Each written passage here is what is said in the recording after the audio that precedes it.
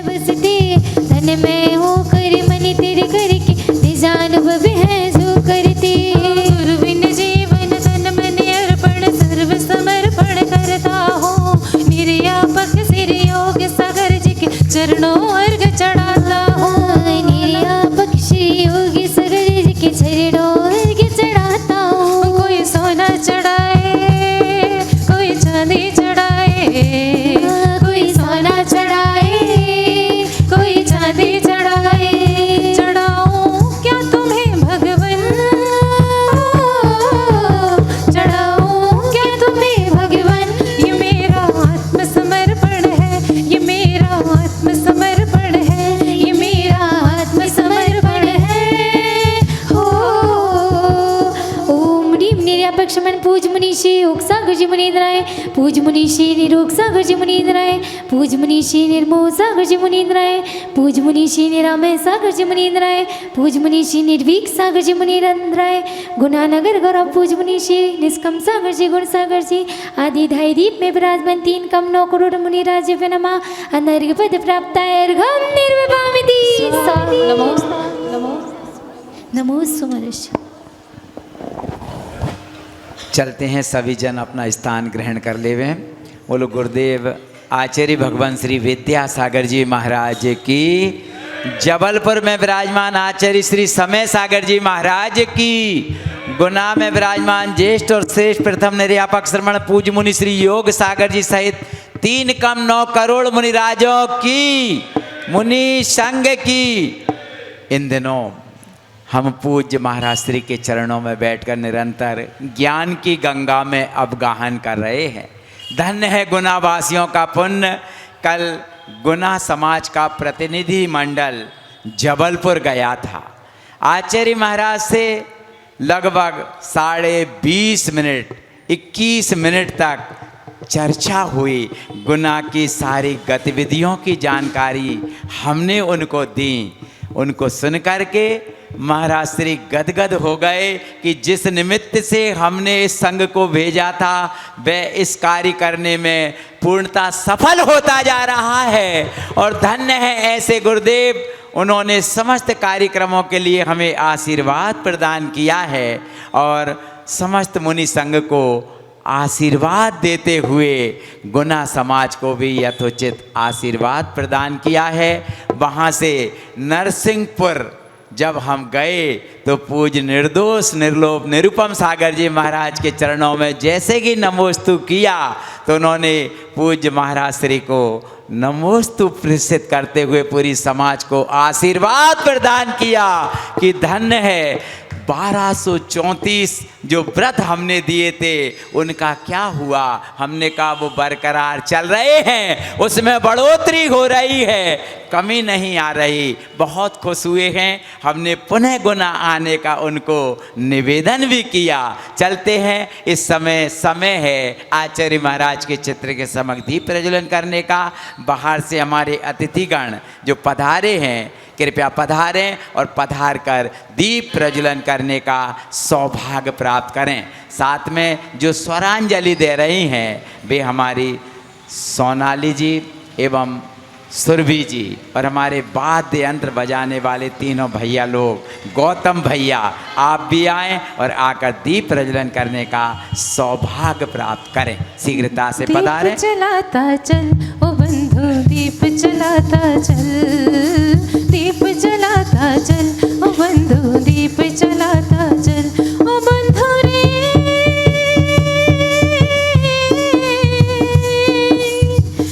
कर्मों को अपने तू भी काटता चल, दीप जलाता चल ओ बंधु, दीप जलाता चल, दीप जलाता चल ओ भाई, दीप जलाता चल।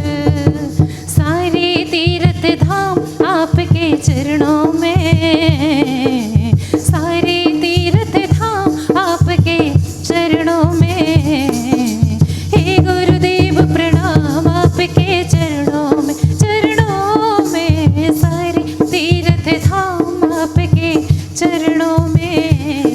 आयुर्वेद के हमारे वैद वीरेंद्र कुमार जी साहब भी साथ दान करने का सौभाग्य प्राप्त करें। अतिथिगण सौभाग्य प्राप्त कर रहे हैं, और भी किसी की भावना साथ दान करने की हो तो कृपया शीघ्रता से साथ दान। जनवाणी और कंठ शारदा माता है, हृदय में माँ जनवाणी और कंठ शारदा माता है। जो भी मुख से लिया वचन वो वचन सिद्ध हो जाता है। बोलो द्वादशांग जनवाणी माता की। हमारे समक्ष विराजमान है ज्येष्ठ और श्रेष्ठ परम तपस्वी मूज मुनि श्री योग सागर जी महाराज। उनके चरणों में उपस्थित जन समुदाय की ओर से सत सत नमोस्तु अर्पित करते हुए प्रार्थना करते हैं।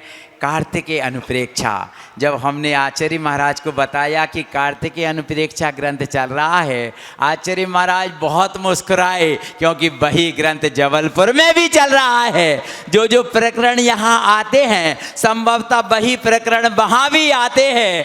धन्य है पूज्य महाराज श्री के चरणों में नमोस्तु नमोस्तु नमोस्तु। बोले पार्श्वनाथ भगवान की जय, 2400 भगवान की जय, बोले आचार्य कार्तिकेय महाराज की जय, बोले आचार्य गुरु विद्यासागर जी महाराज की जय, बोले आचार्य समय सागर जी महाराज की जय। बोलो पूज्य ज्येष्ठ और श्रेष्ठ प्रथम निर्वापक श्रवण पूज्य योग सागर जी महाराज की, समस्त मुनि संघ की। हाँ, यहाँ पर चर्चा चल रही थी लोक भावना के अंतर्गत। हर प्रकार से महाराज ने बहुत विस्तार के साथ ये यहाँ पर वर्णन कर रहे हैं। तो यह बात यहाँ कही जा रही है कि जीव भोक्ता है। कर्तृत्व बुद्धि, भोक्तृत्व बुद्धि और स्वामित्व बुद्धि, ये तीन ही संसार के कारण हैं। कहीं भी देख लो, जो भी चल रहा है संसार में, तो तीन ही काम कर रहे हैं, और यही संसार के क्या है, मूलभूत कारण है। इससे निवृत्त होना बहुत कठिन है।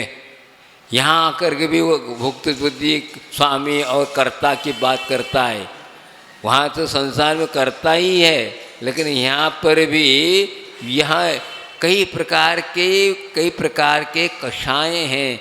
राग द्वेष से मिश्रित आत्मा छोड़ने, जिस चीज़ को छोड़ने आया उस चीज़ को इनडायरेक्ट रूप में अपनाता है, और वह अपने ज्ञान का क्या कर रहा, अवमान कर रहा है। क्या कितनी बार आप ये मत सोचो, हम ही बार बार हम अपने पर डालते हैं, कहते हैं सभी की, कितनी बार हम लोगों ने भावना भाई है कि हम इसको छोड़ करके हम निवृत्त हो करके आत्मा में लीन हो, लेकिन हो नहीं पाता। ऐसे अज्ञान दशा में कर्म का संचय किया है, जिसके कारण पुनः कर्म आते हैं और वह अपने उपयोग को परिवर्तित करते रहते हैं। तो भोक्तृत्व बुद्धि, भोगना, आत्मा न भोगता है, न किसी का करता है, न ही इसका स्वामी है। तीन लोक में मैं अकेला हूँ, तीन लोक में मेरा कोई नहीं है। क्या अनादि काल से मैं अकेला हूँ, लेकिन मेरे तीन लोक में इतने अपार क्या है, जीव हैं, लेकिन मेरे नहीं हैं, मेरे हो ही नहीं सकते।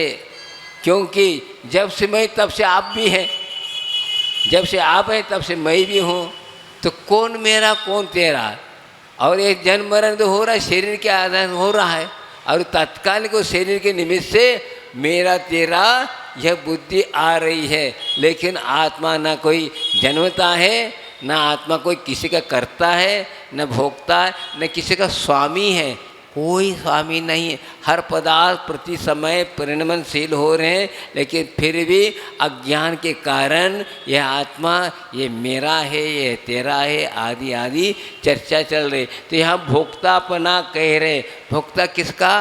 कर्मों का फल भोगता है, भोग रहा है। क्या? ज्ञान के द्वारा। वैसे देखा जाए शुद्ध आत्मा तो ज्ञान का ही भोक्ता है, लेकिन कर्म के अधीन होने के कारण ये कर्मों का भोक्ता हुआ है। तीन प्रकार से भोक्ता होता है। क्या? नो कर्म का, द्रव्य कर्म का और भाव कर्म का भोक्ता होता है। तो यह हो रहा है। क्या? आपने नो कर्म अर्थात भोजन कर रहे हैं आप, ये नो कर्म, उसका प्रभाव किस पर पड़ा? द्रव्य कर्म पर पड़ा। तो साता कर्म का उदय हुआ, उसके बाद भाव कर्म क्या हुए? राग द्वेष हो गए। क्या आज नमक कम है क्यों शुरू हो गया? भोजन में नमक क्यों कम हुआ? हाँ, ज्ञान हो गया, ज्ञान हुआ, सही ज्ञान हुआ, लेकिन उसमें राग द्वेष के साथ हो रहा है कि आज रोटी जली हुई क्यों मिली, हाँ, रसोई जो है हाँ ऐसे क्यों बनी, आदि आदि चर्चाएं होने लगती हैं। हाँ, परसों बहुत अच्छा खाया था, लेकिन आज ऐसा है, ऐसा है, बस शुरू हो गई। तो ये क्या है? केवल ज्ञान हो रहा है, ना आत्मा खाती है, न पीते हैं, कुछ नहीं। कौन खा रहा है? शरीर को डाला जा रहा है शीशी में, एक शीशी से दूसरी शीशी में डाला जा रहा है ऐसा, लेकिन मैं खा रहा हूँ, मैं पी रहा हूँ, आदि आदि, ये जो है कल्पना, ये आत्मा की कमी मानी जाती है। इसलिए मैं भोगता हूँ, मैं इसका स्वामी हूँ, मैं इतना देने के बाद फिर ऐसा को खिलाया जा रहा मुझे, मैं कितना देता हूँ आपको, फलाना, आदि आदि, ये सब सोचता है। कब होता है ये? अज्ञान के उदय में ऐसा होता है, मुनि होने के बाद भी होता है। हाँ, मूलाचार उठाकर देखने के बाद बोलते हैं, महाराज कौन मूलाचार के आचार्यवार कहते हैं, तू क्या सोच रहा है? हाँ, किसी के चौके में जा कर के तो आप कुछ डांट डपट रहे हो, गलत है। क्या तूने कोई दिया था तो इस प्रकार बोल रहा है? लेकिन होता है, कर्म का उदय हो जाता है तो राग भी हो सकता है। तो यहाँ ये बताया, जीवो भी हवई भूता कम फले भी सोई भुंजदे तम्मा कम्मस विचयम विवियम सोवी भुंजदे संसारी। संसार प्राणी अनेक प्रकार के कर्मों का फल भोग रहा है, वह भोक्ता बना हुआ है, लेकिन वास्तविक देखा जाए तो इसका भोक्ता नहीं है। देखिए, अरहंत भगवान है और भी हैं मुनि महाराज, बस वैराग जिसको हो गया, फिर वह वैरागी कभी भी भोक्ता नहीं मानता। ये सब पुद्गल का आश्रित है, ये सब हो रहा है अज्ञान के कारण हो रहा है, और कुछ नहीं। अज्ञान क्या चीज़ है? ज्ञान और अज्ञान में क्या अंतर है? जो ज्ञान राग द्वेष से परिणत होता है वह अज्ञान माना जाता है, और जो राग द्वेष से रहित होता है वह ज्ञान सही ज्ञान है। उसमें किसी प्रकार का ना क्या राग द्वेष होता है ना कुछ होता, बस संसार का कारण राग द्वेष है। उसके कारण पुण्य के उदय में भोक्ता हो जाता है।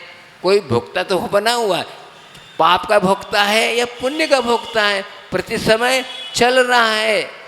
पाप ही पुण्य रूप में परिणत होता है, पुण्य पाप रूप में परिणत होता है आपके परिणामों के आधार से। यदि आप यहाँ बैठे हैं, पुण्य का उदय है, इसलिए आपका उदय में आने वाला पाप भी पुण्य रूप में ढल के जा रहा है, ये वैसी स्थिति है।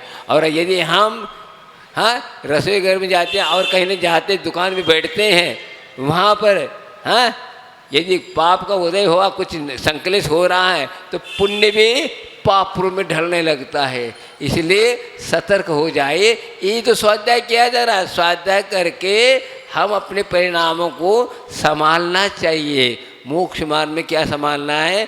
परिणामों को संभालना, और कुछ नहीं है। संभाल नहीं पाता है तो अनेक प्रकार के संसार में अनेक प्रकार के संकट, अनेक प्रकार की परिस्थितियाँ आ जाती हैं। और लेकिन मुनि महाराज को भी आ जाते, सबको अच्छा है, लेकिन उसको अच्छी तरह समता के साथ उसको जीतते हैं, इसलिए वह उस संकट से पार होते हैं। और कुछ नहीं, बहुत सरल भी है और कठिन भी है। कठिन कब है? हम इसको समझते नहीं हैं, और समझते सरलता तब होते हैं सहज रूप से समझ में आ गया, भैया ये सब कुछ मेरा ही है, तो शांत बैठो, बस इतना आ गया, हो गया। हर चीज़ में शांत बैठना है और कुछ नहीं करना है। यहाँ पर न कुछ करना, हाथ चलाना है, पैर चलाना, बोलना है, न कुछ करना, शांत बैठना है। लेकिन शांत बैठा नहीं जा रहा है, वही भी गड़बड़ ही है।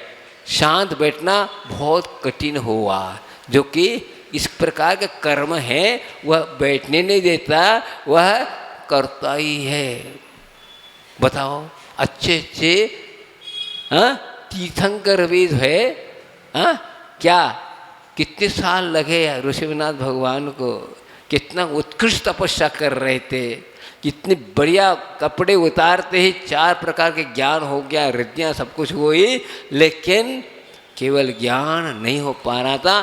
शांत वह तरंगे उठ रही थे और उस तरंगों को शांत करने में लगे। बताओ, और देख रहे हैं, बस कर्मों के उदय को देखते जाओ, उनको छोड़ो नहीं। क्या इस बात को लेकर आचार्य महाराज ने बहुत अच्छा 4 पंक्तियाँ आपको सुना रहा हूँ, निजानुभव शतक में लिखा है। और ये 4 पंक्ति भी आप अच्छी तरह समझ लोगे, पर्याप्त ज़्यादा पढ़ने की ज़रूरत नहीं। जितनी सब पंक्ति क्यों करना पड़ रहा है? उपयोग को लगाने के लिए। ये काम में कब तक आए उपयोग, ये हमारा विषय कक्षा में न जाए, इसलिए यहाँ पर ये इतना पढ़ाया जा रहा है। बाकी जिसको ज्ञान हो चुका है वो शांत बैठेगा, एक तत्व चिंतन करते करते अपने को जीवन निकाल सकता। कोई ज़रूरत पड़ने की ज़रूरत नहीं है, लेकिन करना पड़ रहा है। तूने किया विगत में कुछ पुण्य पाप, जो आ रहा उदय में स्वयं आप, हो गान बंद तब लो जब लो न राग, चिंता नहीं उदय से बनवीत राग। क्या कह रहे हैं? कोई न कोई कर ही रहे, पुण्य और पाप का तो उदय चल ही रहा है। चलते हुए हमें इसमें क्या ध्यान देना है? बस जा रहा है, जो हो रहा है उसमें हर्ष विषाद मत करो। हर्ष विषाद नहीं करते हो, आपका जो है ना, आप सही जैन बन गए। सही जैन वही है जो राग द्वेष नहीं करता, वह जैन है, बाकी कुछ नहीं है। राग द्वेष करना मेरा धर्म नहीं है, इसको जीतना है। तो राग द्वेष न कर्म का उदय होते हुए उसमें राग द्वेष नहीं करना ही क्या सही ये बोध है, वही सही ज्ञान है। और उसमें यदि नहीं करते तो बहुत ठीक है, बढ़िया है। राग द्वेष नहीं करना, समझ लो किसी स्थान पे आप खड़े हैं और उस वक्त जो है सर्प आ गया, आपके पैर पे से जा रहा है, तो आप चुपचाप खड़े हैं। क्यों? थोड़ा सा भी हिल जाएंगे, कुछ करेंगे तो डंक मारेगा। बस इसी प्रकार यहाँ पर है, हम लोग शांत इसलिए बैठे, कर्म रूपी सर्प प्रति समय निकल रहे हैं, वह डंक न मारे और कुछ नहीं। डंक में नहीं मारा, डंक मार रहा तो नया बंद होगा, इसलिए शांत बैठो और कुछ नहीं। इतना बैठना नहीं जा रहा है, शांत बैठा नहीं जा रहा है, ये कमजोरी है, बहुत बड़ी कमजोरी। और कुछ नहीं, करने की भोगने की इच्छा, यही सब अशांति का कारण नहीं, जो कि कर्तव्य बुद्धि स्वार्थ बुद्धि ये संसार का कारण है। कोई किसी का कर नहीं रहा, कुछ भी नहीं किया, फिर भी वह मानता मैंने किया हुई। ये कषाय जो है ये बहुत खतरनाक है, ये गले उतर नहीं रही है। यह जो है कम से कम अंतर्मूर्ति के लिए भी हो जाए तो ध्यान लग जाएगी, तो सब झंझट समाप्त होए। बताओ, बहु में पुरुषार्थ करना पड़ेगा, तब यह शांत हो पाएगा, नहीं हो पा रहा है। कितनी बार करे? कम से कम भी कहते हैं शास्त्रों में 32 बार यदि भावलिंगी मुनिराज बन गया तो अवश्य वो एक बार तो यहाँ सांस से निकल जाएगा, लेकिन हो नहीं पा रहा है। कितनी बार हुआ, सब कुछ हुआ, लेकिन अभी कुछ नहीं कह पा रहे। हम तो ये मानते हैं अभी तक हमारा कल्याण नहीं हुआ, इसका मतलब है अभव के समान ही तो है। अभव का जिस प्रकार कल्याण नहीं होता, तब उसी प्रकार हमारा भी नहीं हुआ अभी तक। अभी तक होता तो ठीक होता, लेकिन अभी तक नहीं हो पाया। अनंत काल किसको कहते हैं? कितने बार इस प्रकार अवसर मिला, फिर भी हम उस तरफ ध्यान दे नहीं पा रहे। एक बार की बात है कि एक जगह बहुत सुंदर प्रदर्शन लगाया गया था चित्रों का। अनेक प्रकार के चित्र निकाले गए थे, सभी लोग देख रहे थे। और उसमें एक ऐसा भी चित्र था, कैसा था कि बालों के द्वारा चेहरा ढका हुआ है और पैरों में 2 पंख लगे हुए हैं। ये क्या है, ये कौन सा चित्र है? ये सब लोग देख रहे हैं, पूछ रहे ये क्या है? एक नई चित्र है। हाँ, पूरा का पूरा बालों के द्वारा क्या ढका है? चेहरा ढका हुआ है और नीचे 2 पंख लगे हैं। ये कौन सा प्राणी है, कौन सा क्या है, समझ में नहीं आया। तो चित्रकार से पूछा गया यह चित्र किस लिए बनाया गया? उन्होंने कहा यह अवसर का चित्र है। अवसर का चित्र क्या होता है? अतः अवसर आया ना आपका, मनुष्य जीवन के अवसर है, समय आ गया। फिर ये क्यों किया गया? क्या चेहरे को बालों के द्वारा ढका क्यों गया? अवसर को समझ नहीं रहा है, इसलिए वह ढका गया है। फिर पैर में पंख क्यों लगाए गए? इसलिए लगाए गए, अवसर आया चला गया तो उड़ जाएगा, और कुछ नहीं है इसमें। अर्थात यह जो है आपको अवसर मिला है, क्या यह मनुष्य पर्याय का अवसर मिला है, लेकिन हमारा जो है ना चेहरा ढका हुआ है, हम देख नहीं पा रहे हैं कि क्या करना चाहिए क्या नहीं करना चाहिए। और ऐसा हैगा तो उड़ जाएगा, था प्रसंग समाप्त हो जाएगा, जीव यूं ही निकल जाएगा। ऐसे अवसर मिलते रहते हैं, लेकिन अवसर हम ध्यान नहीं दे पा रहे हैं। तो यह अवसर बहुत सुंदर मिला है आप लोगों को कल्याण करने के लिए। जो अन्य जीव जो कर रहे हैं उसी प्रकार हम भी कर रहे हैं, लेकिन आप सोचिए कि यह पुण्य और पाप कोई चीज़ नहीं है। पुण्य और पाप सबको बंध रहा है, लेकिन उससे दूर होना है। लेकिन आज तक कई लोग कहे पुण्यात्मा है। पुण्यात्मा क्या होते हुए क्या हुआ? यदि पुण्यात्मा है समझ लो, हाँ 100 साल जिया, किसी ने पुण्य के उदय में 100 साल जिया तो क्या हुआ? आपने उस 100 साल के बीच में किया क्या आपने?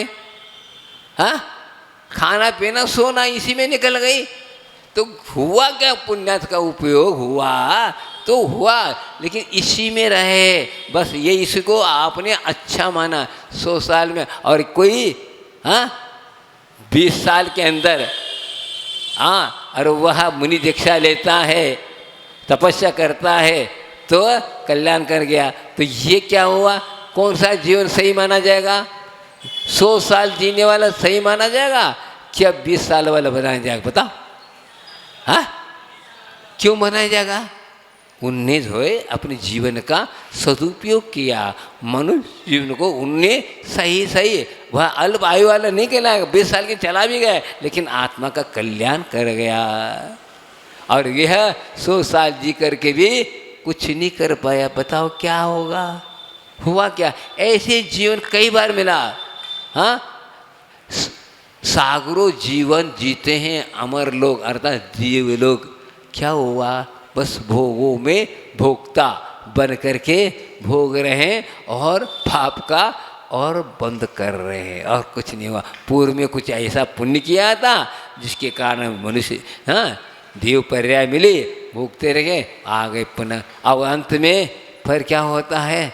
ऐसा भाव आ जाते हैं, इतनी अब सब वैभव छूट रहा है, अब ये सब सुख छूट रहा है, इसलिए क्या होता? आर्ध्यान रौध्यान करता है तो गति बिगड़ जाती है। तो कहाँ जाता है?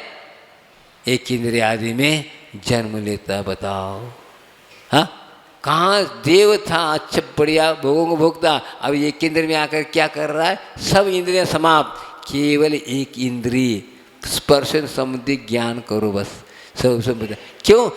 आपने इस प्रकार का भोगों का दुरुपयोग किया, इसलिए उसके कारण आपको जो है ना ये मिला। तो ये इस प्रकार करते हुए हम आ रहे हैं। तो ये और कह रहे हैं कि हाँ, संबोध रहे जीवों को, जीवो भी हवे पावम ऐतिवे कषाय परिणदो नित्यम। हाँ, जीवो भी हवे पुण्य पूसम हवेन संयुक्तो। जब तेज कर्म का उदय होता है कषाय का, तो पाप का बंद करता है। हाँ, और जब उपशम भाव को प्राप्त होता है तो पुण्य का बंद करता है। लेकिन इन चीज़ों को करते हुए जो वैरागी है, जो भेद विज्ञानी है, वो क्या करता है, इस तरफ ध्यान नहीं देता कि बस मुझे क्या करना है, इससे परे मैं अपने अपना का अनुभव करूं, पाप पुण्य का अनुभव नहीं करूं, ये भावना भाता है। लेकिन होता है पुण्य और पाप बन रहे हैं। कषाय की जो मंदता होती है तो पुण्य बंधता है, कषाय की तीव्रता होती है तो पाप का बंध होता है। इस प्रकार पाप और पुण्य के बीच में यह संसार चल रहा है। आज तक इस रहस्य को नहीं समझ पा रहे हैं, लेकिन हमारी दृष्टि बहिर्मुखी होती जा रही। हमारा उद्देश्य क्या है जीने का, मनुष्य जीवन पाने का क्या सार्थकता है, यह हमें समझना है। हाँ, ये है। हर व्यक्ति देखता उनका बहुत जीवन अच्छा चल रहा, इनका ऐसा है, मैं ऐसा है, देख करके रोने लगता है। ये रोना धोना गलत किया। अरे वो भी मनुष्य है, मैं भी मनुष्य है, उनने से क्या हुआ, हम भी तो कर सकते हैं, उससे भी ऊंचा काम कर सकते हैं, क्या बात हो गई।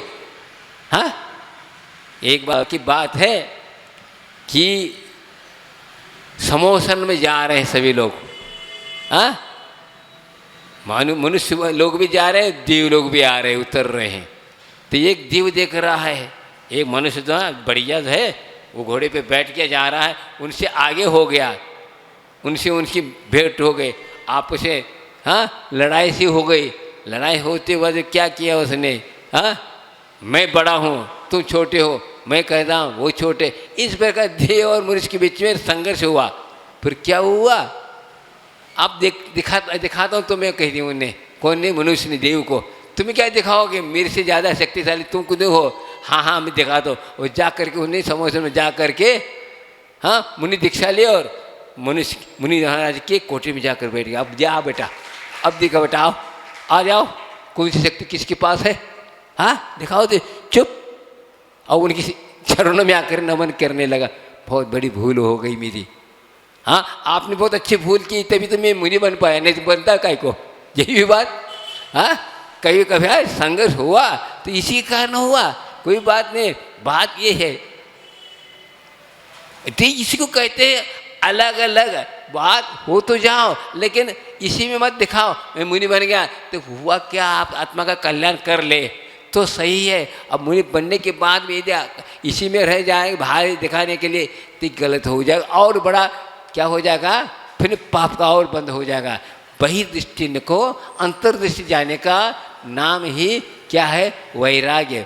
हटना चाहिए राग रूपी अंधकार में, हाँ वैराग्य की ज्योति जल जाती है, बस वो अंधेरा हट जाता है, अपने ध्रुव को प्राप्त कर लेता है। तो यहाँ ये बताया जा रहा है, प्रति समय हम यहाँ आ रहे हैं, जब तक रहेंगे आप यहाँ बैठेंगे, भगवान की पूजा पाठ करेंगे, आदि करेंगे तो कषाय शांत हो जाएंगे। उस नए समय उस वक्त क्या होगा, पुण्यार्जन होगा, जबरदस्त पुण्यार्जन होगा। और वह फिर तुम घर जाते हैं, पुनः आ जाता है पाप का उदय, तो उसमें मेरा तेरा शुरू होने लगता है। तो यही तो को हमें समझना है। भैया आप लोग बहुत स्वाध्याय करते हो, स्वाध्याय का फल मिलना चाहिए कि कहीं भी अवस्था हो याद आना चाहिए मैंने क्या पढ़ा था, वो क्या कर रहा हूँ, ये सोचना है वहाँ पर। किस वक्त जब हम तेरा मेरा होने लगता है ना, तब शांत हो जाओ। भैया कहाँ कब कौन कब कहाँ से आया, कब जाने वाला पता नहीं, क्यों इसके पीछे पड़ करके, हमारा तुम्हारा कोई रिश्ता है ही नहीं, फिर के थोड़े दिन के लिए आए हैं ते, फिर क्यों मेरा तेरा करके अपने भव को संसार को बढ़ा रहे हो, ये इस प्रकार सोचता है तो शांत बैठ जाए। इसी को तो संयम, और संयम कोई चीज़ है क्या, संयम को लेकर तात्पर्य है नियंत्रण करना, अपने परिणाम को संभालना और उस रूप में होने नहीं देना। हमारा कर्म उदय होते हुए आपको कंट्रोल करके पाप को पुण्य रूप में परिणत करने की चेष्टा करना है। और आजकल हम क्या कर रहे हैं, पुण्य को पाप रूप में परिणत कर रहे हैं, ये गलत हो रहा है। इसी को तो, इस रहस्य को तो समझना है। इस रहस्य को जो नहीं समझता है वह संसार में भटकता ही रहता है, भटकेगा है, भटकता रहेगा। लेकिन यह ऐसे भावुकता में बह जाता है, बहुत कभी कभार ऐसा हो जाता है कितने शांत आ जाता है, कभी कभार क्या होता है पुनः कर्म का उदय होता, परिवर्तित होता है। लेकिन उस वक्त हमें ये सोचना है ये नहीं, हमारा कर्तव्य नहीं, ये मेरा धर्म नहीं है, मेरा धर्म ये नहीं है। कर्तृत्वना भुक्तृत्वना स्वामित्वना मेरा धर्म नहीं, मेरा धर्म तो ज्ञान ज्ञाता दृष्टा ही मेरा धर्म है और कुछ नहीं। ये बार अपने को क्या करना है, भाना है। आपको मैं पूछना चाहता हूँ, नमोकार मंत्र क्यों जपा जाता है बताओ? क्यों? हमारे राग द्वेष खत्म जाए। तो नमोकार मंत्र से थपते क्या, दूसरे से नहीं थपते? हाँ, नमोकार मंत्र से थपते। और भी गीत गाओ ना, हाँ, पिक्चर के गीत गाने से आपके राग द्वेष थम जाएंगे? थम जाएंगे? बताओ, हैं? नहीं थमते। फिर काय को फिर बोलते उसको, फिर काय को गीत सुनते, क्यों टीवी देखते, क्यों टीवी देखते, क्यों करते बताओ? इसके द्वारा तो पाप का अर्जन होगा। और भगवान के नाम स्मरण लेने से क्या है बताओ? वो भी आत्मा, ये आत्मा का अंतर क्या है? बात क्या है? ये नमोकार मंत्र में जो पंच परमिष्ठ है वीतरागी हैं। इन वीतरागी के नाम स्मरण से हमारे क्या पाप भी शांत हो जाता है, राग द्वेष थम जाते हैं।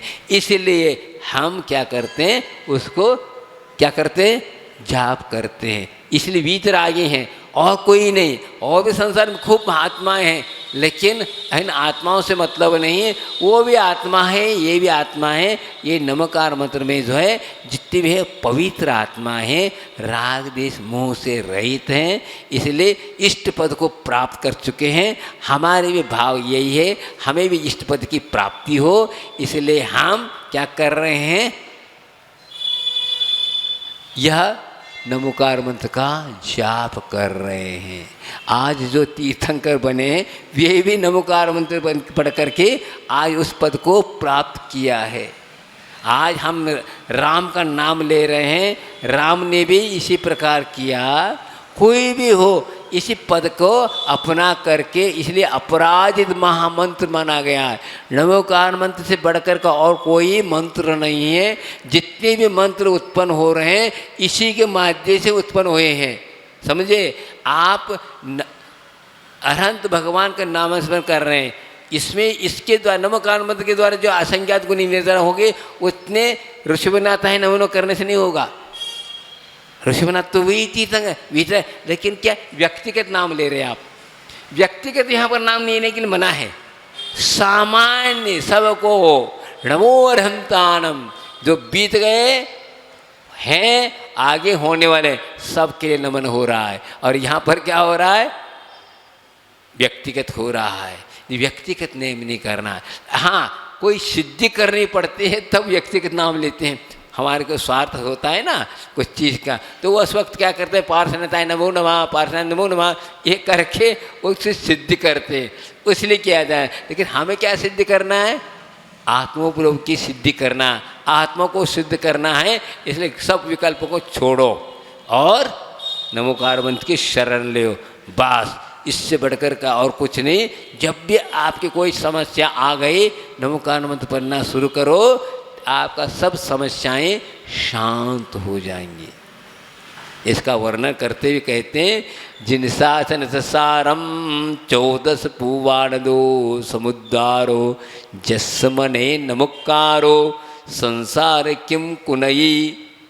क्या नमोकार महामंत्र जो है जिन शासन का सारभूत है, द्वादशांग है, और उस जो द्वादशांग का सार नमोकार महामंत्र है।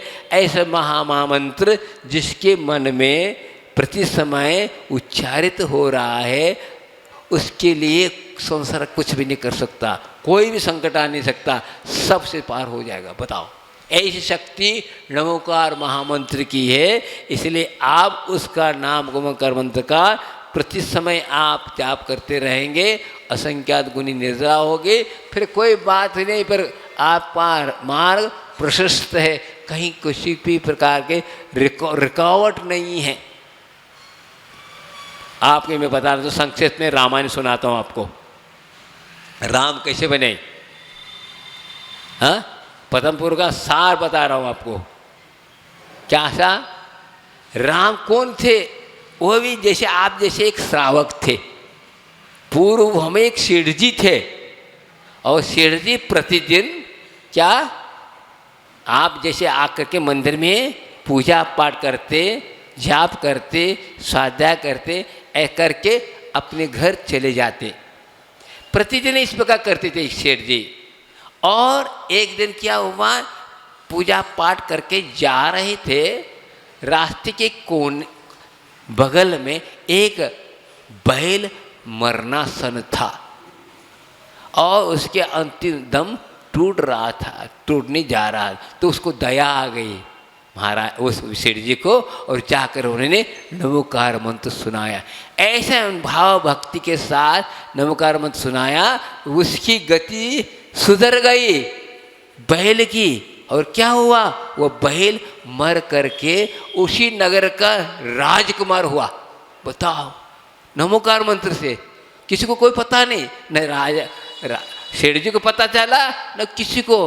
जब राजकुमार बना, बताओ कहाँ बैल था, और वह नमोकार मंत्र कितनी शक्ति है, उसके परिणाम अर्थ नहीं समझ रहा है, लेकिन भाव इतने सुंदर उन्होंने सुनाया, तो उसकी गति बिगड़ सुधर गई। तो क्या हुआ, राजा राजकुमार हुआ। अब देखिए अब कैसा होता है, उत्थान होने का कारण कैसा बनता है। फिर वो राजकुमार जब बड़ा हुआ, हाथी पर बैठ के जा रहा था, जहाँ से गुजरा, जहाँ पर वह बैल मरा था ना, उस क्षेत्र पर आते ही उसको जाति स्मरण हो आया। बताओ, जाति स्मरण किसको कहते? मैं पूर्व में क्या था, ये सामने चित्र सामने आ गया। बताओ कैसा, कितने सुंदर उन्हें सुनाया होगा, और उसको जाति स्मरण हुआ। इसको कहते क्षेत्र। द्रव्य क्षेत्र काल भाव के निमित्त से कर्मफल देते, उस क्षेत्र पे आते ही यहाँ पर उसने बैल ने प्राण छोड़े थे, उस स्थान पर जाति स्मरण हुआ। ओहो, मैं पूर्व जन्म में बैल था, एक व्यक्ति ने मुझे नमोकार मंत्र सुनाया और मुझे इतना हुआ। वो व्यक्ति कहाँ है, कहाँ मिलेगा, कैसे उसको प्राप्त करूं, ये सोच रहा है। लौट के आया और वो सोच रहा है, वो राजा बन चुका था, वो कैसा करूं, वो व्यक्ति महान पवित्र आत्मा, वो परमात्मा कहाँ मिलेगा, कैसे इसको प्राप्त करूं। तो सोचते सोचते क्या करता है, एक विशाल सुंदर भव्य मंदिर का निर्माण करता है। कौन? राजा। और राजा बनाता है, और जिनालय बनाने के लिए एक भित्ति पर एक चित्र निकालता है। भित्ति पर एक चित्र निकालता है, क्या कि चित्र? एक व्यक्ति मरणासन बैल को नमोकार मंत्र सुना रहा है, ऐसा चित्र बनाया। और एक व्यक्ति को नियुक्त किया, जो इस चित्र को गौर से देखेगा, इस पर विचार करेगा, उसको, उस व्यक्ति को मेरे पास लाना। बताओ क्या पुरुषार्थ करता है, देखो कितना, जब पुण्य का उदय आता है किस प्रकार पुरुषार्थ कर रहा है। देखो उस व्यक्ति को प्राप्त करना चाहता है, जिसके पीछे इतना महान बड़ा उपकार किया। मैं कहाँ नीच गति में था, कहाँ उच्च गति में मुझे पहुँचाया, ऐसा नमोकार मंत्र सुनाया। वो व्यक्ति को मैं जाऊँ, वही मेरा सब कुछ है। अब तुमको नियुक्त किया और उसको तो बोल दिया ऐसा करना, और वह ड्यूटी दे रहा है व्यक्ति। देखते देखते योग से बहुत साल के बाद वही सेठ जी अनायास इस मंदिर में आए, नूतन मंदिर में आए। दर्शन करते करते उसकी दृष्टि उस भित्ति पर, चित्त पर पड़ा। अरे ऐसा ही तो मैंने भी एक बार नमोकार मंत्र एक बैल को सुनाया था, ऐसा आपस में चर्चा कर रहा, बस व्यक्ति को मालूम पड़ गया, उस व्यक्ति को, हाँ, जिसको नियुक्त किया था ना, उसको पता चला अच्छा यही व्यक्ति है। बस उन्होंने कहा आप चलिए, मेरे लिए आपके लिए वास्ते ही मेरे लिए नियुक्त किया गया है, आप आ गए, बहुत अच्छी बात है। आप हमारे रामा महाराज के पास चले, महाराज आपके लिए ही क्या राह देख रहे हैं, मैं इसीलिए नियुक्त किया गया था, मैं आप आ गए, चलिए आपके ये राज दरबार में बुलाया जा रहा है। तो गाया वो कौन, शेठ जी चले गए, और शेठ जी ज्यों हैं दरबार में प्रवेश करते हैं त्यों ही राजा साहब उतर करके उस शेठ जी के पास जाते हैं और अपना मुकुट उठा करके उसको पहनाते हैं और पेछते, बस बहुत बड़ा आपने उपकार किया, मैं जा रहा हूँ, मैं तो दीक्षा लूँगा, आप इस क्या इसको राज्य को आप संभाले, कह के चला गया। बताओ, राजा, अब शेठ जी राजा बन गए, राजा महाराजा बन गए। हाँ बताओ, वो भी देखता रह गया शेठ जी, कैसा कैसा कर्म, पूरा उन्हें वृतांत सुनाया, आपके बदौलत मैंने ये पद पाया, आपने ऐसा किया, और उसको वो भी आश्चर्य हो गया और चल दिया, मुझे क्यों नहीं जरूरत। और वो दीक्षा ले करके क्या हुआ, समाधि पूर्वक क्या किया, समाधि पूर्वक प्राप्त करके स्वर्ग चला गया। वहाँ से लौट के क्या बन गया, वो सुग्रीव बना।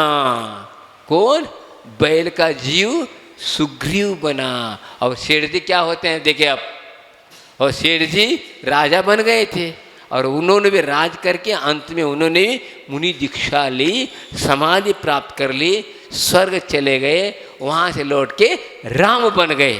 बस कैसा कैसा एक नमोकार मंत्र की महात्म्य आपको सुना दिया, और इससे बढ़कर क्या चाहिए। इतने बड़े बड़े जो महापुरुष हुए आजकल के, अरे नमोकार में क्या है, अरे क्या समझ क्या रहे हैं, इसका मतलब है आप इसके रहस्य को नहीं समझ रहे, इसमें क्या रखा, समय सार पढ़ो, गलत हुआ। समय सार काम में नहीं आने वाला, समय सार के रहस्य नहीं समझ, यदि समय सार रहस्य समझा होता तो आप, हाँ, पंच पाप क्यों नहीं छोड़ पा रहे बताओ। हाँ, आप देखो ये नमोकार मंत्र को सुनाते ही कहाँ कहाँ पहुँच गया, सोचो तो सही।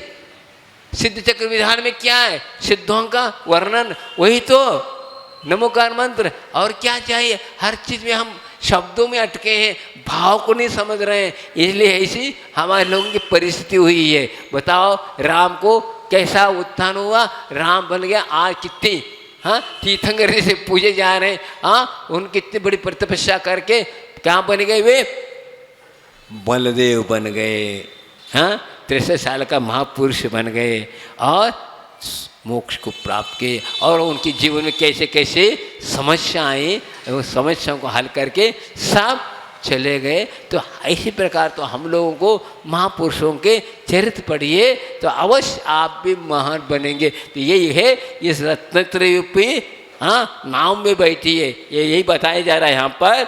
संसार से तारने वाला कोई है, समय दर्शन समय ज्ञान समय चरित्र को अपनाए तो आपका जीवन सार्थक है। रहनते संयुक्तो जीवो भी हवई उत्तमम तिथम संसारे तरे जदो रहनते दिव्य नामाये। रत्नत्रय के द्वारा उत्तम, रत्नत्रय से युक्त जो होता है वह उत्तम क्या है, तीर्थ है। तीर्थ किसको कहते हैं, क्षेत्र को कहते हैं, जहाँ तीर्थ होता है, सम्य से तीर्थ है। कि उसको तीर्थ क्यों कहा, वहाँ से अनंत आत्माएं संसार से तिर के चले गए, इसलिए वह तीर्थ हुआ, समझे। तो रत्नत्रय रूपी जिसके पास, हाँ, रत्न है, समझ वह जो है जीवित तीर्थ है। ऐसा वो तीर्थ, यह रत्न रूपी नाव में जो उत्तम नाव में जो बैठता है अवश्य वही संसार से तिर जाता है। अभी तक जितने भी, हाँ, संसार से तिर हैं तो रत्न रूपी नाव में जो बैठता है अवश्य वह संसार से तिर जाता है। और यह रत्नत्रय की जो नाव है आपको ही प्राप्त करना है, आप स्वयं बनाएंगे और उसमें आप बैठेंगे, आप ही जाएंगे, दूसरा इसको बना नहीं सकता। प्रत्येक व्यक्ति अपने रत्न रूपी नाव को बनाकर उसमें जो बैठ जाता है तो वह संसार से तिर सकता है और किसी के द्वारा प्राप्त नहीं किया जाएगा, खुद बनाएंगे। आप भगवान ने बताया उस हिसाब चलते हैं तो रत्नत्र की प्राप्ति होगी। आपका आत्मा ही क्या है, रत्नत्र से युक्त है। लेकिन अभी तो खान में है, जब तक खान में है रत्न उसको कीमत नहीं यहाँ की जाती है। जब बाहर निकालते हैं और तरसते हैं, सांड पर चढ़ाते हैं तो फिर उसकी कीमत आंकी जाती है। इसी प्रकार अभी हम आप लोगों का जो आत्मा है वो खान में पड़ा हुआ है, पुण्य और पाप रूपी कीचड़ में फंसा हुआ, उसको निकाल करके फिर संयम रूपी सांड पर चढ़ाएंगे तो फिर सहस्र पहलू बनेगा, तो फिर वह अमूल्य होगा। ऐसा रत्नत्रय आपको प्राप्त होगा, आपको ही प्राप्त करना है और कोई ही नहीं रहेगा। आपके पास है, आपको ही प्राप्त करना है। उसकी एक विधि है, उस विधि को प्राप्त करते हैं अवश्य। इसलिए संसार के जितने भी रत्न हैं उनको छोड़ोगे तो वह रत्न मिल सकता है, वह यदि रहेगा ये रत्न मिल नहीं सकता। संसार के क्षण भंगुर जो रत्न हैं ये सब कई बार मिल चुके हैं, लेकिन ये रत्न जो है क्या है, सही असली नहीं है, यह साथ आने वाला नहीं है। जो आत्मिक जो रत्न है, सम्यक सम्य ज्ञान सम्यचारित, इसी रत्न को जो प्राप्त करता है वही आत्माएं संसार से तर सकता है। अतना अभी तक जितने भी आत्माएं हुए हैं वो इसी प्रकार हुए, इसलिए उन्हीं की वाणी है। तो रैनत्य संयुक्तो जीवो भी हवेई उत्तमम तीर्थम, इसलिए उसको उत्तम तीर्थ माना गया है। तो वह तीर्थ है जिसको तीर्थ आप लोग जाते हैं, सब में से इसीलिए जाते हैं कि वहाँ पर अनंतो आत्माएं रत्नत्र के द्वारा वहाँ से संसार से तिर चुके, इसलिए वह पवित्र क्षेत्र हुआ है। इसलिए वहाँ जा कर के हम अपने भावों को उज्जवल बनाते। वहाँ पर के वातावरण इस प्रकार है कि अपने आप आपके राग द्वेष मोह शांत हो जाते हैं। कई लोग तो साधना करते हैं और वहाँ पर अंतिम जीवन हमारे भी वहीं बीत जाए, वहीं हमारे प्राण निकले तो हम भी सदगति का पाथ बने। इन भावनाओं लेकर के क्या करते हैं, तीर्थ वंदना यात्रा करते हैं और किसी वास्ते करते और कुछ नहीं। तो यही भाव है कि हम यहाँ, इसलिए तो क्षेत्र बना हुआ है। ये लिए संसार में तरने वाला कोई चीज़ है तो अपने पास ही है, कहीं बाहर से प्राप्त नहीं करना है। आपको उसको अपनी बुद्धि लगाए, अपने मेहनत करिए, संयम को धारण करें तो अवश्य आपका रत्नत्रय रूपी नाव प्राप्त हो गए। तो अवश्य आपको संसार पे सागर से तिरने में अनन्य कारण है। जितने भी हुए हैं संसार में इसी के माध्यम से, कहीं से जाए वो विदेश क्षेत्र से जाए, ये धात की खंड से जाए, पुष्कर से जाए या जम्बू द्वीप से जाए, कोई भी जाए, मुक्ति पाने का एक ही साधन है, वह रत्नत्र है। रत्नत्र नाम में जो बैठता है उसको जो प्राप्त होता है और वही जा सकता और कोई नहीं जा सकता। इसलिए यह मनुष्य पर्याय में ही वह प्राप्त हो सकता है, अन्य पर्याय में नहीं प्राप्त हो सकता। इसलिए सभी आत्माएं प्रयत्नशील पुरुषार्थ कर रहे हैं, सब कर रहे हैं, लेकिन लक्ष्य उसको बनाए और इच्छाएं छोड़ दीजिए। इच्छाएं हमारे लिए क्या है, आत्मिक शक्ति को नाश करने में कारण है। इच्छाएं जो होती हैं पद पदार्थ को प्राप्त करने की इच्छा ही आपके आनंद शक्ति को क्या कर रही है, कमज़ोर बना रही है। प्राप्त और कुछ नहीं करना, प्राप्त करना ही नहीं हमें, क्या किसी प्रकार की इच्छा नहीं रखना ही आत्मोपलब्धि है। शुद्ध आत्मा की उपलब्धि क्या है, किसी प्रकार के पर पदार्थ की इच्छा नहीं रखना ही क्या है, सही आत्मोपलब्धि है, वही है। तो इन इच्छाओं को खत्म करिए। भोगने की इच्छा, करने की इच्छा और स्वामी की इच्छा, पर पदार्थ के हम स्वामी बनने जा रहे हैं, करोड़पति अरबपति फलानपति, ये सब जो है वो हो रहा है।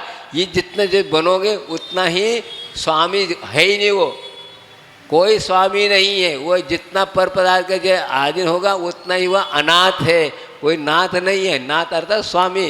नाथ अपने आप का जो बनोगे वही वास्तविक नाथ है, बाकी सब क्या अनाथ है। अनाथ क्यों हो रहा है? इसलिए पर पदार्थ के स्वामी बनने जा रहा है, बन रहा है, इसलिए वह अनाथ है। सनाथ वही है जो अपने आप में है, अपने आप को मानता है, वही महापुरुष है। महापुरुष है किसी की